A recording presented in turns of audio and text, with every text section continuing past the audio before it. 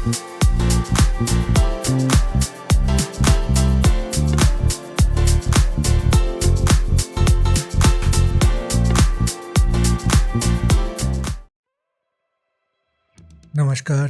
असीम आर्यावर्त में आपका स्वागत है। मेरा नाम है गौरव और विश्व कप अपने अंतिम चरण में है, जिसमें कल फाइनल खेला जाएगा भारत और ऑस्ट्रेलिया के बीच में। इससे फिर डिसाइड होगा कि अगले 4 साल के लिए कौन बनेगा विश्व विजेता। तो हम इसमें बातें करेंगे। भारत ने अपना सेमीफाइनल को जीत के न्यूजीलैंड को 2019 का जो बदला था वो चुकाया और फाइनल के लिए भी अग्रसर हुए। तो यहाँ पे जो देखने वाली बात भारत के लिए है वो रोहित शर्मा और शुभमन गिल जो जिस तरह की ओपनिंग दे रहे हैं, खासकर रोहित शर्मा। शुभमन गिल शुरुआत में तो नहीं खेल पाए थे डेंगू की वजह से, लेकिन उसके अलावा भी रोहित शर्मा कम बॉलों में जो इनका विस्फोटक पारी खेलते हैं, जिसके कारण जो आगे बल्लेबाज आते हैं उन पे बॉलिंग का जो मतलब बॉलिंग कम है उसका प्रेशर नहीं रहता, तो वो आराम से फिर खेल सकते हैं। बहुत ही तगड़ा ये स्टार्ट देते हैं। उसके बाद विराट कोहली और श्रेयस अय्यर, केएल राहुल ये एक लंबा स्कोर खड़ा कर देते हैं, तो उसी वजह से 397 स्कोर किया है। दूसरी बात जो भारत के लिए फ़ायदेमंद या भारत के लिए काम कर रही है कि भारत की बॉलिंग लाइनअप बहुत ही लीथल साबित हो रही है। खासकर जो पेस अटैक जसप्रीत बुमराह, मोहम्मद सिराज, मोहम्मद शमी का है वो नेक्स्ट लेवल आ चुका है, क्योंकि इवन जो वसीम अकरम है, पाकिस्तान के आइकॉनिक तेज गेंदबाज, वो कहते हैं कि पाकिस्तान से भी भारत का अभी बॉलिंग अटैक वो बहुत ही ऊपर है। जैसे पहले के समय में होता था कि भारत अपने बैट्समैन के लिए ज़्यादा जानी जाती थी, पाकिस्तान बॉलर्स के लिए या ऑस्ट्रेलिया दोनों के लिए ज़्यादा जानी जाती है। तो हम उसके बारे में और थोड़ी बात करेंगे आगे। तो यही यहाँ पे सब भारत के लिए अच्छा परफॉर्म कर रहे हैं। इवन रविंद्र जडेजा और कुलदीप यादव जो स्पिन की बागडोर संभालते हैं वो भी अच्छा यहाँ पे परफॉर्म कर रहे हैं।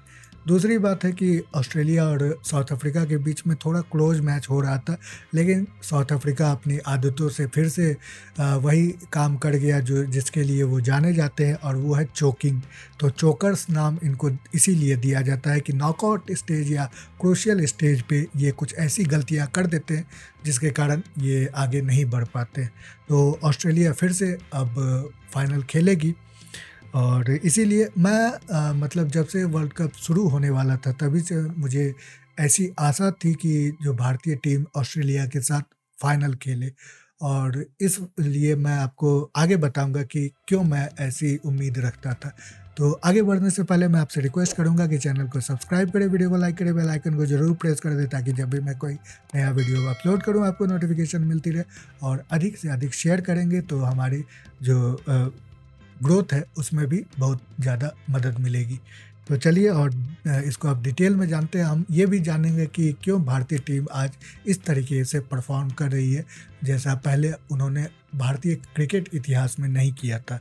तो सबसे पहली बात ये है कि जो फाइनल में क्यों मैं चाहता था कि भारत और ऑस्ट्रेलिया के बीच में मैच हो। यहाँ पे पहली बात है कि ये ग्रुप टेबल था, जो लीग मैचेस हो रहे थे, इसीलिए इसमें 9 दर्शाया गया, 10 नहीं, क्योंकि सेमीफाइनल भारत ने जीता है तो 10 हो जाएंगे। तो 10 के 10 मैचेज अब भारत ने जीते हैं, तो ये ज़बरदस्त परफॉर्मेंस भारत की रही है। Total dominance, convincing, comprehensive Bharat ने सभी टीमों के खिलाफ जीता है। ऑस्ट्रेलिया 10 में से 8 मैचेज उन्होंने जीते, 2 हारे हैं, एक भारत के खिलाफ ही और एक साउथ अफ्रीका के खिलाफ। तो ऑस्ट्रेलिया का डगर थोड़ा सा नर्वसनेस का भी रहा है, जैसे कि अफ़गानिस्तान के मैच में अगर ग्लेन मैक्सवेल और पैट कमिंस की वो अविश्वसनीय जो इनिंग थी, जो पारी थी, जो पार्टनरशिप थी, वो अगर नहीं होती तो ऑस्ट्रेलिया बहुत ही बुरी तरीके से हारने वाला था। एक ये बात है।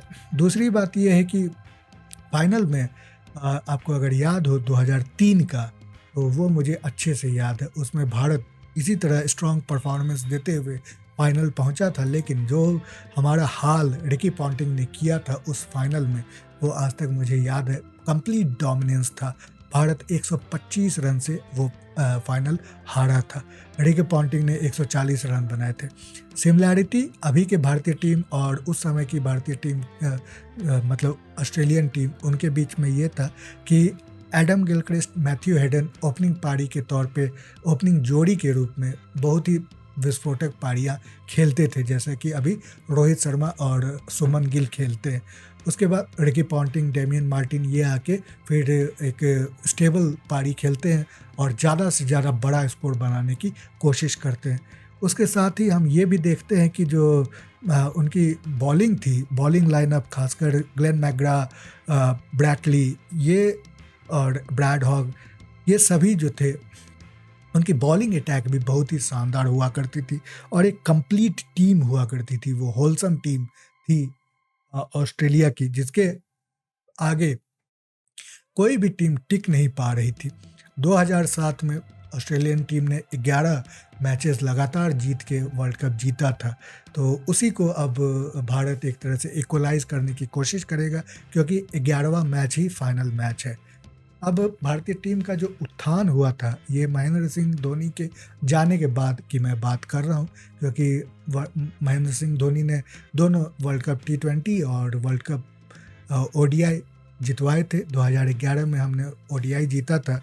तो उसके बाद फिर से टीम बनने की एक राह सुरक्षित हुई, क्योंकि जो बहुत सारे सीनियर प्लेयर्स थे वो रिटायर्ड हो रहे थे और उसके अलावा भी एक नए जो दौर के खिलाड़ी वो आ रहे थे।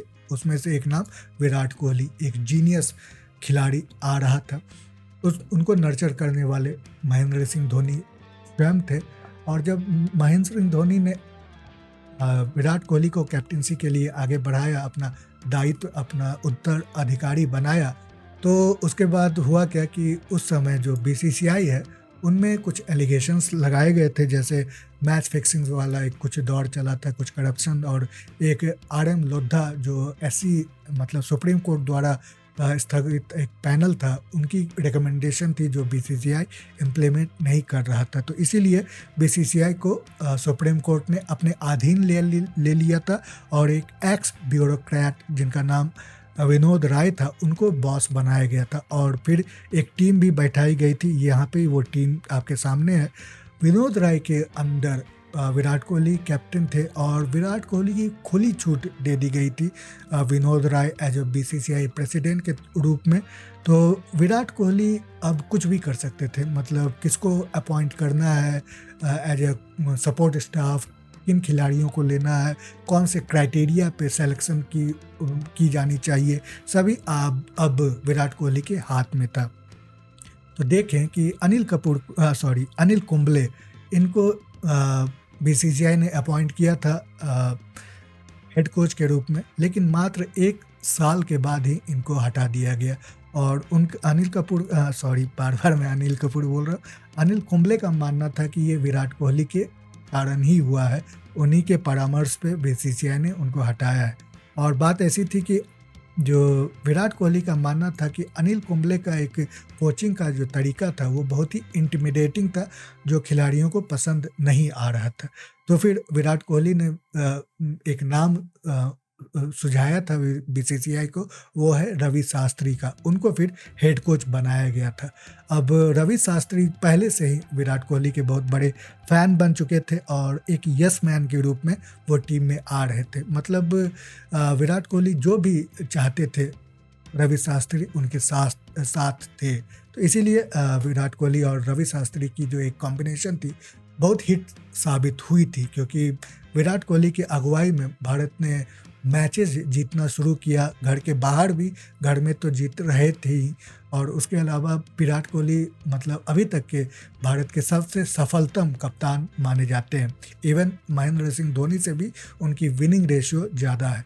उसके अलावा ये भी बात थी कि विराट कोहली का काउंटर बैलेंस हुआ करते थे महेंद्र सिंह धोनी, क्योंकि अगर आपको याद हो तो विराट कोहली बहुत ही एग्रेसिव हुआ करते थे और वही महेंद्र सिंह धोनी अपने मतलब उनको कैप्टन कूल ऐसा ही नहीं कहा जाता था, बहुत ही सुयोजित तरीके से, बहुत कामली वो मैचेस को कैप्टेंसी किया करते थे। लेकिन महेंद्र सिंह धोनी फिर रिटायर होते चले गए एक फॉर्मेट के बाद दूसरे फॉर्मेट से। तो विराट कोहली अब एक ऐसे पोजीशन पे थे जो अनअप्रोचेबल लग रहा था। मतलब उनके पास खिलाड़ी नहीं आ पा रहे थे क्योंकि लेवल जो था वो डिफरेंट हो गया था। तो इस वजह से विराट कोहली अब अकेले एक बहुत ही टॉप सफ़र पे थे। साथ में ईगो भी आ गया था क्योंकि अब वो तो क्रिकेट टीम को अकेले ही चला रहे थे। खासकर ये वाली बात देखने वाली है कि फिटनेस जो था वही क्राइटेरिया प्रायोरिटी बन गया था भारतीय टीम में सिलेक्शन का। तो कोई भी अगर अच्छे फॉर्म में भी है, अगर फिटनेस उनकी ठीक नहीं है तो वो टीम में नहीं जगह बना पाते थे। तो ये विराट कोहली की अपनी जो एक स्टैंडर्ड उन्होंने इम्पोज किया था, जिसके कारण कई खिलाड़ियों को अब ये संदेह सताने लगा था कि उनकी टीम में जगह पक्की नहीं होगी। तो युवराज सिंह, सुरेश रैना ये ऐसे खिलाड़ी थे जो यो टेस्ट फेल हो कर गए थे, लेकिन उनकी परफॉर्मेंस वैसी ख़राब नहीं थी। अच्छा परफॉर्म कर रहे थे। जब टेस्ट फेल कर गए तो उनको टीम में जगह नहीं मिली। तो यही कारण कुछ ये भी रहे थे। उसके अलावा हम ये भी देखते हैं कि बहुत सारे सीनियर प्लेयर्स जो थे उनको उनकी थोड़ी फ्रिक्शन रही विराट कोहली के साथ। तो यहाँ पे आप देख सकते हैं कि कई सीनियर प्लेयर्स जैसे रविचंद्रन अश्विन, अजिंक्य रहाणे और चेतेश्वर पुजारा, ये बीसीसीआई को उन्होंने कहा कि विराट कोहली का जो बिहेवियर है वो अच्छा नहीं है, एटीट्यूड प्रॉब्लम आ गई है। तो ये सारा कुछ चल रहा था। उसके अलावा जैसे मैंने कहा कि विराट कोहली के अगुवाई में जो टीम थी वो ऑन फील्ड तो अच्छा कर ही रही थी, लेकिन ऑफ फील्ड भी विराट कोहली का अपना एक जो स्तर था वो समझने लगे थे कि अब वो क्रिकेट से भी बड़े हो गए हैं और मतलब वो जो कहेंगे वो लोग सुनेंगे। तो ये लोगों को ही अब लेक्चर देने लगे थे एनवायरमेंटलिस्ट की तरह। मतलब दिवाली पे पटाखे ना फोड़े और वगैरह वगैरह जो भी करते हैं ये सारे सेलिब्रिटीज़। उसी तरह आप देखें तो ये T20 वर्ल्ड कप का 2021 का मैच है जहाँ पे आप देख सकते हैं कि हमारे भारतीय खिलाड़ी नील डाउन हुए हुए हैं।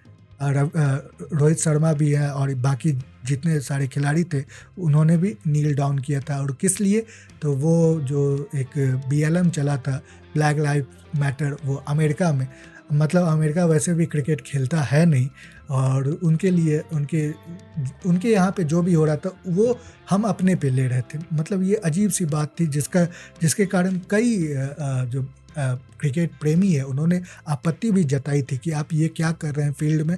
मतलब पॉलिटिक्स को या फिर इस तरह के एक्टिविज्म को फील्ड पे नहीं आना चाहिए। आप क्रिकेट खेलें, क्रिकेट में ही अपनी परफॉर्मेंस दिखाएं, ये सब करने की ज़रूरत नहीं है। दूसरी बात, एक हिपोक्रेसी भी देखने को मिली जो लोगों ने आगाह कराया था, जैसे कि ये है कि भारतीय team BLM, black lives matter, जहाँ पे हमारा कोई इन्वॉल्वमेंट ही नहीं है, उसके लिए हम नील डाउन कर रहे हैं। लेकिन उसी समय बांग्लादेशी हिंदुओं पे अत्याचार हो रहे थे और या फिर पाकिस्तानी हिंदुओं पे अत्याचार या फिर कश्मीरी पंडितों पे जो अत्याचार हुए उस पर तो कभी भी हमारी टीम ने नील डाउन नहीं किया था।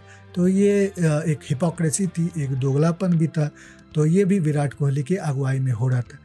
एक जो बहुत ही बड़ा कारण था विराट कोहली के लिए, मतलब उनकी कैप्टेंसी जो गई थी उसमें ये था कि विराट कोहली तो सफलतम कप्तान है ही, लेकिन असफलतम भी कप्तान रहे हैं क्योंकि उनकी अगुवाई में भारत ने एक भी जो ICC का इवेंट्स है उसको नहीं जीत पाया था। चाहे वो चैंपियंस ट्रॉफी हो, टेस्ट चैंपियनशिप हो, वर्ल्ड कप T20 का हो, वर्ल्ड कप ODI का हो, कोई भी जो ट्रॉफी है वो विराट कोहली नहीं जीत पाए थे। और एक और जो बड़ी बात हुई थी वो इस मैच को लेके, तो ये पाकिस्तान से पहली बार किसी वर्ल्ड कप इवेंट में भारत हारा था और बहुत ही बुरी तरीके से हारा था, 10 विकेटों से हारा था। ये T20 2021 की बात है, जो वही नीलिंग जहाँ पे कर रहे थे। तो एक शर्मनाक सी बात रही थी क्योंकि इससे पहले भारत कभी भी किसी भी वर्ल्ड कप में इवेंट में नहीं हारा था पाकिस्तान से।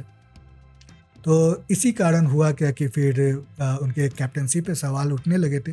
उनकी अपनी परफॉर्मेंस भी डिप हो रही थी, तो 3 सालों तक उनकी सेंचुरी भी नहीं आई थी। अब यहाँ पे आप देख सकते हैं कि जब बीसीसीआई को फिर से सुप्रीम कोर्ट ने ऑटोनोमस कर दिया, अपने अधीन से हटा दिया था, तो इलेक्शन हुए और सौरव गांगुली जो है अनअपोज्ड अपॉइंट कर दिए गए as a president of BCCI. तो उसके बाद फिर से विराट कोहली के साथ क्लैश हो गया, क्योंकि विराट कोहली तो अब रन कर रहे थे क्रिकेट को, अब लेकिन सौरव गांगुली पूर्व कप्तान अपने हैं ही, उनका भी ये था कि मतलब मैं प्रेसिडेंट हूँ तो मैं अपने तरीके से रन करूँगा। तो यहाँ पे भी क्लैश देखने को मिला था। इसमें हुआ क्या कि पाकिस्तान से हार या 2019 में वर्ल्ड कप से बाहर होना या कोई भी आईसीसी इवेंट नहीं जीत पाना, जिसके कारण इनको जो वनडे फॉर्मेट है या T20 format, white ball format जिसको कहते हैं, उनमें से इनकी कैप्टेंसी ले ली गई थी। और विराट कोहली को फिर अच्छा नहीं लगा और उन्होंने कहा कि मुझे कंसल्ट नहीं किया गया, बिना बताए ही ये कैप्टेंसी ले ली गई थी। तो इससे हुआ क्या कि विराट कोहली ने फिर T20 जो टेस्ट कैप्टेंसी उन्होंने उसमें से रिजाइन दे दिया। तो ये सारा कुछ चल रहा था यहाँ पे। तो स्थिति खराब थी भारतीय टीम की, मतलब कोहली अलग नाराज, उनका अपना लेवल, अपना ईगो जो चल रहा था, कोहेजन नहीं था टीम में, कोई बाउंडिंग नहीं दिख रही थी, सब अपने अपने पे खेल रहे थे। यहाँ पे आप देख सकते हैं कि इसी वजह से ये देखने को मिलता है कि नासिर हुसैन और कई ऐसे पूर्व क्रिकेटर ने ये कहा था कि जो भारतीय टीम है उनके खेलने का स्टाइल अभी भी 90s के दौर का है, डिफेंसिव ज़्यादा है अप्रोच।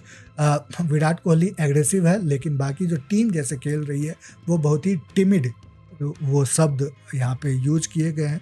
टिमिड अप्रोच मतलब ये होता है कि बैट्समैन कुछ डिसेंट स्कोर खड़ा कर देते हैं, उसी पे फिर मैच को खेला जाता है। उधर की बैटिंग को आउट नहीं कर पाते हमारे बॉलर्स, जनरली डिफेंड करने की कोशिश करते हैं कि रन कम से कम बने, लेकिन इससे कोई फ़र्क नहीं पड़ता अगर आपकी जो राइवल टीम है वो उनकी जो क्रिकेट अटैकिंग हो तो आपको मौका नहीं मिलता। तो यही इसी कारण इसको टिमिड बताया गया था। अब ये सारा कुछ हो गया, विराट कोहली की कैप्टेंसी हटा दी गई और उसके साथ ही अब ये बात आई कि कौन टीम बनाएगा, कौन टीम को लीड करेगा। सबसे बड़ी बात, रवि शास्त्री को भी हटा दिया गया था। टीम में लाए गए Rahul Dravid as a head coach. उनका जो पहले से एक अपना कहें तो बैकग्राउंड था कि जो जूनियर टीम थी उसको उन्होंने बहुत ही अच्छे तरीके से नर्चर किया था।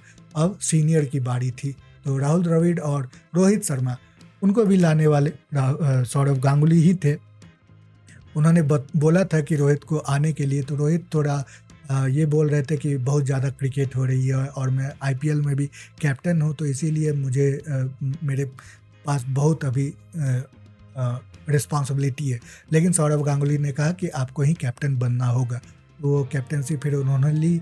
राहुल द्रविड़ भी आए और शुरुआत में बहुत सारे एक्सपेरिमेंट हुए थे टीम में, जिसके कारण बहुत सारे खिलाड़ियों को लाया गया, रोटेट किया गया, जिससे कई मैचेस भारतीय टीम हारी थी।